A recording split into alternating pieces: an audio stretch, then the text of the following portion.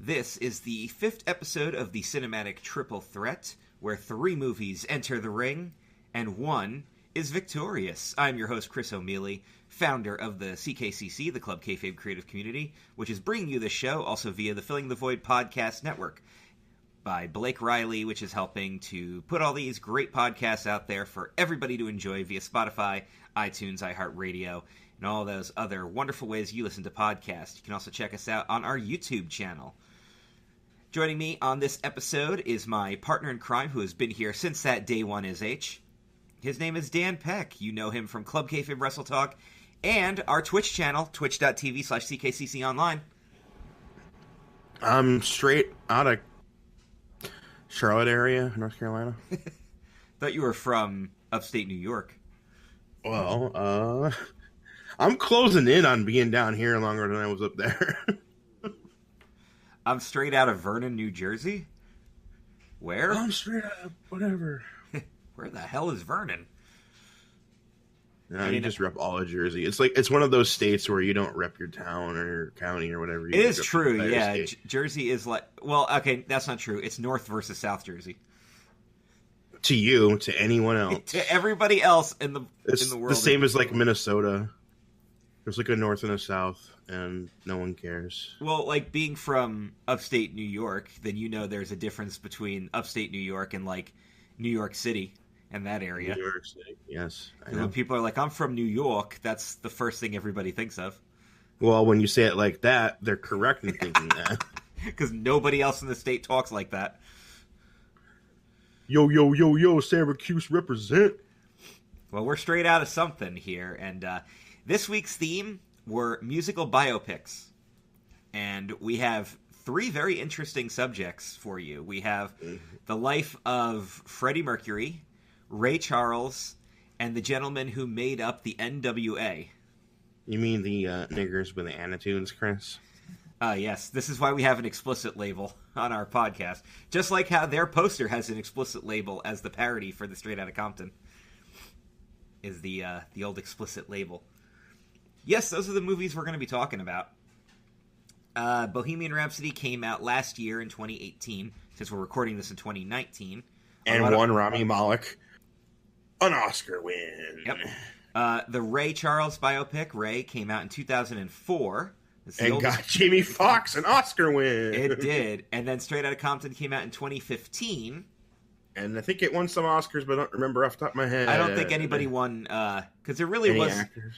There was no pure leading actor. That was the good thing about that movie. They actually balanced having... Well, technically they had 3 main characters, because it was focused on Dre, and Cube. And Cube, yeah. I guess if you had to pick one, it would be E, because it was mostly his story. Because, oh, by the way, there are spoilers on this show, just so you guys know. Because he's the one that dies of AIDS. Which is technically not a movie spoiler. If you know the history of the NWA, that's not a movie spoiler. He died of AIDS like 25 years ago. Yeah. Oh, speaking of people who died of AIDS, also in the Freddie Mercury biopic, spoiler. And also lots of drugs between, it's just like drugs and AIDS. And then Ray, who abused all that heroin, got to live to a ripe old age. He actually died of hepatitis, so. Hepatitis. I don't actually remember how old Ray Charles was when he passed away, so I'm actually going to look that up. He passed away like the year that movie came out. He did, but I don't remember how old he was. So I'm gonna look that up for you guys here. He had to have been like 80 something. I'm using the old Google machine for this. He was 73 when he passed away. Okay, yeah. So he lived a ripe old life. He lived a good life, especially for a blind kid in the 40s.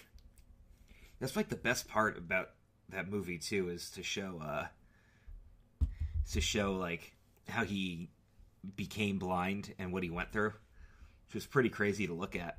I want to look up like what like actually made him blind, because it just looks like his freaking eyes melted. It's the way they depicted it, yeah. So one thing I'm going to say about these movies, we'll pick the winner at the end, obviously, but they're all fantastic. Like, all 3 of these movies are beyond excellent. Absolutely fantastic. There wasn't anything bad about them. And of course, I always try to be objective and pick out the bad stuff. The only bad stuff I could even say about all three of these films is that are the anachronisms. They got a couple of historical details wrong and or put them or change details to make the story more interesting. That's really it, though. Everything else is gold. Like, these are not bad movies. These are great movies. These are excellent movies. I can't recommend these highly enough. You know, we didn't watch a bad movie in this bunch. So I'm going to tell you right now, I had a very hard time picking my winner because this was really close.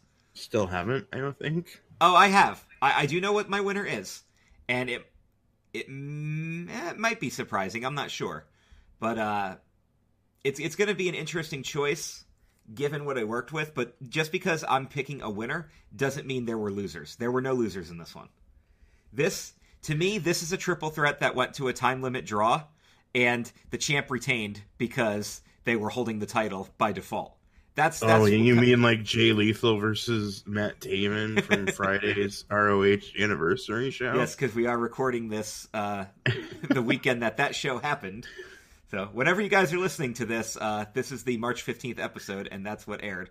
So, and this episode's airing on like a slight delay for scheduling issues. So yes, that's a thing that happened. Can't keep the episodes timeless. Let's time date this episode. We just did. I could also time date it by talking about my spring allergies are kicking in because it's mid-March. But thank God I haven't I haven't allergy-ished, but I have asthma. So I haven't allergied, but I've asthma. All right, my allergies haven't started kicking my ass, but the asthma has definitely started kicking in. So we're going to discuss these in the order we watched them. I believe we watched them in the same order, literally from newest to oldest. Yeah, that's how I did it. So. We'll kick it off with the Queen biopic, Bohemian Rhapsody, which, yes, it's a Freddie Mercury biopic, but it's also a Queen biopic. And they were very careful to make that the case, which is what I think made it so good. Like, okay, yes, it's Freddie Mercury's story, and that's the big thing that we're focused on, but it's really focused on the whole band. It's focused on Brian May. It's focused on Roger Taylor. It's focused on John Deacon. They do a good job of like it is definitely Freddie Mercury, but they do a good job representing everybody.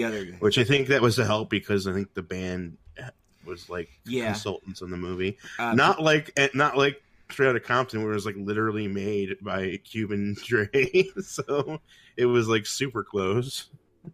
It was pretty close though. I do know that. I actually don't know the proper pronunciation of the lead actor's name because I've heard it pronounced different ways. Rami Malek? Rami Malek. I've heard him called Rami a bunch of times, and I felt like that was wrong.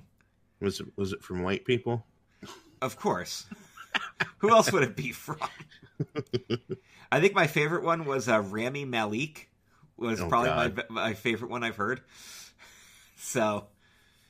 But he gained all of his fame from that Mr. Robot show, which as of this recording, I've never seen, but I know it's supposed to be excellent, and I'm pretty sure that show is what got him his big role here as the Elliot Anderson character. I also know he's had a big role on BoJack Horseman, which I've also never seen, but has been recommended to me. Oh yeah, BoJack's so good. So a lot of stuff here. Like if you actually look at his acting credits, it's all very little stuff. Like his biggest role was in Night at the Museum because he was the Egyptian mummy that actually ends up helping out Ben Stiller's character. That was like his first big role. Before that, he had only ever made TV appearances and as an uncredited voice in Halo 2. So he was a really new actor in that role, and he pretty much only got that role because of typecasting. Then, of course, he's Egyptian. Right, and then he was on that TV show, The War at Home. Apparently, he was in a couple of episodes there, and then, he was in bit pieces and a bunch of other stuff. Like he was in a bit role in that awful Battleship movie, and a bit role in that awful conclusion to the Twilight Saga. Like he wasn't really doing a lot of stuff, and then all of a sudden, Mr. Robot happens, and the dude blows up immediately, and then they're just like, dude, your jawline looks like Freddie Mercury's, we're casting you. And there he is. Going with full extra incisors. There's more room. And he is rumored for Bond 25, just so y'all know. So, keep that in mind. They also got a British choreographer and movement coach named Polly Bennett, who recreated every one of Freddie's mannerisms with this guy, including, but not limited to, eye glances, body turns, cocky struts, and even how he flicked the microphone. So they really went the extra length to make him look like Freddie Mercury. That deserves the Oscar, in my opinion. But that's the other thing. The whole movie is just good. It's got great acting from everybody involved, including the kid from Jurassic Park. Did anybody else catch that? That the kid from Jurassic Park was in this? Oh, yeah? Yeah, he was John Deacon. I remember I saw the name in the credits. I'm like, Joe Mazzello. I'm like, I know that name. And I look it up, Joseph Mazzello. I'm like, oh, there he is on IMDb. Let's see what else this kid's been in. You click on it. First thing it says, Jurassic Park, Tim. Like, you've got to be kidding me. That was Tim? What about Michael Myers as the original record producer, who done fucks up? Oh, yeah. That was, I thought that was a great role, too, because especially when he makes the comment that teenagers will never bang their heads to Bohemian Rhapsody. And that's totally what he did in Wayne's World. Yep. Totally. And remade it a number 1 hit. Yeah. Like 20 years later. It was even after Freddie Mercury's death, because Wayne's World came out, right? Because that was 90... or was that the same year? It's close. I'll have you know, Wayne's World probably came out a lot earlier than you think or remember. Yeah, I know it was early 90s. Because it was when he was still on SNL, so that was like late 80s, early 90s. 92. Wayne's World came out in 92, and then the sequel came out the next year. Which is not as good, but it's not as bad as people say. Yeah, it's worth it. I'm also disappointed that Mike Myers' top credits are all 3 Austin Powers movies and The Love Guru, as opposed to, like, anything involving Wayne's World or even Shrek. Like, I would put Shrek in there before. Shrek's not his top billing. No, it's Austin Powers.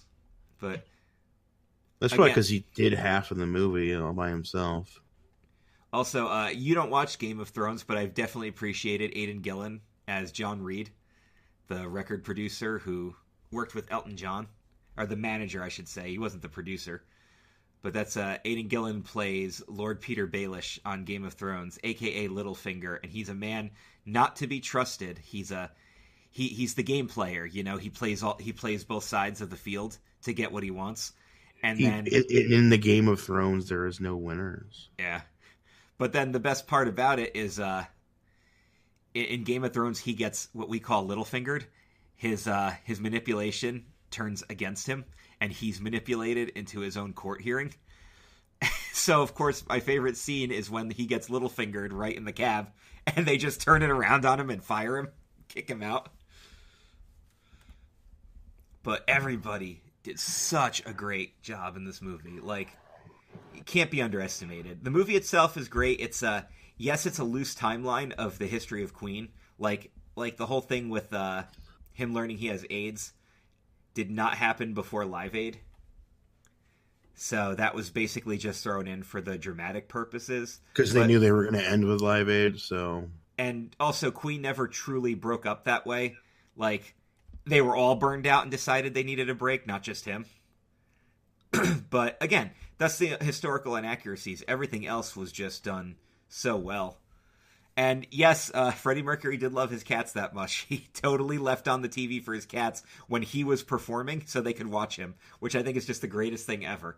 And makes me feel better about myself because I feel like I'm not that psychotic with the way I take care of my cats. Although Chris, I could be close. Famous singer and was on TV. Well, that might be different. I might want my cats to watch then. I don't know. But I think it's really cool that Brian May and Roger Taylor worked really, really closely. John Deacon actually did not. What he did is he basically said, you